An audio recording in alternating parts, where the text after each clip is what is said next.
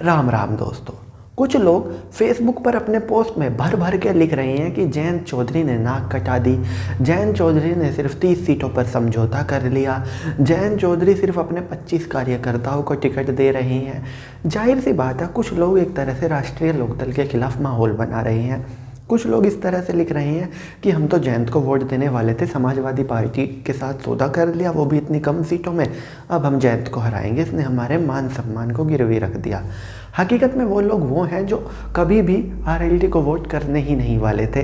वो किसी भी कीमत पे चाहते हैं कि आरएलडी का नामो निशान मिट जाए ताकि उनकी चले, लेकिन उनको ये नहीं पता कि आरएलडी है, इसीलिए उनकी पार्टी में उनकी इज्जत है। अगर आरएलडी नहीं होगी तो उनकी पार्टी में उनकी कोई इज्जत नहीं होगी।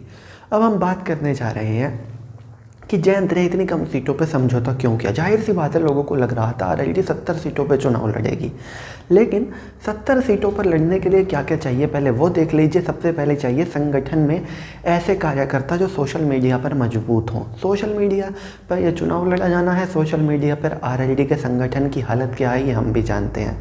आरएलडी का कार्यकर्ता मेहनती है, ये हम सभी जानते हैं। आरएलडी का एक कार्यकर्ता बीजेपी के 10 कार्यकर्ता के बराबर है। रोला मचाने में तो आरएलडी के कार्यकर्ता का कोई जवाब नहीं है।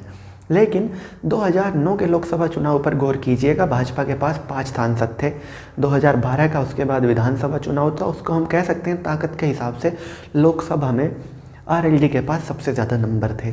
उस वक्त आरएलडी ने 46 सीटों पर विधानसभा चुनाव लड़ा था, मतलब अपने बेस्ट टाइम में, best of the best time में 46 सीटों पर चुनाव लड़ा था।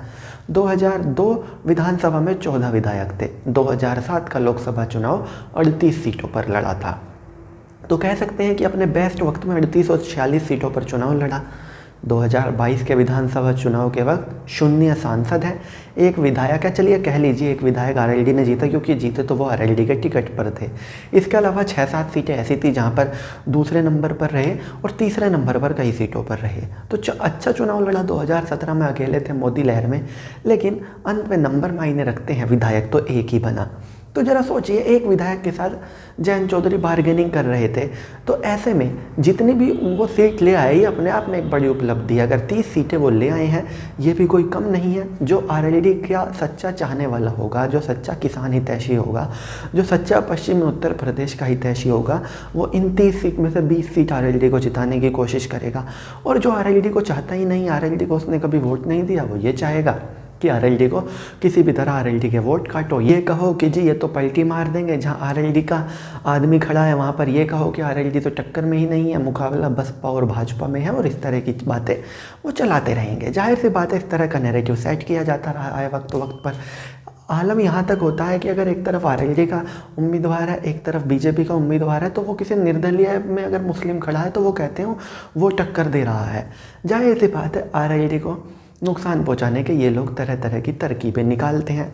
लेकिन एक बात तो साफ है कि आरएलडी का सपोर्टर अब बहुत कम इस तरह के लोगों के झांसे में आ रहा है। आरएलडी के सपोर्टर ने तो मन बना लिया, 15 सीटों, 20 सीटों, 25 सीटों, हमें चुनाव चिन्ह बस नल देखना है, प्रत्याशी देखना ही नहीं है, ये माहौल बन चुका है। और ऐसे में ये लोग काफ़ी ज़्यादा परेशान हैं।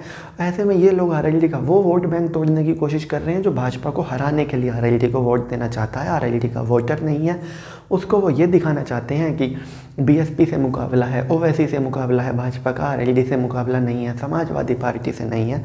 लेकिन ऐसे लोगों के ये जो हथकंडे हैं, मुझे नहीं लगता काफ़ी ज़्यादा काम में आने वाले हैं। और जितनी भी सीटें जयंत चौधरी लाए हैं, उन पर उनके कार्यकर्ता, उनके चाहने वाले यकीनन अच्छे से चुनाव लड़ाएंगे। तो चलिए दोस्तों, मैं राहुल चौधरी, फिलहाल इस वीडियो के लिए इतना ही। आगे भी इसी तरह की देश, दुनिया, बॉलीवुड और खेल की तमाम अपडेट्स के लिए बने रहिए मेरे साथ। जय माता दी।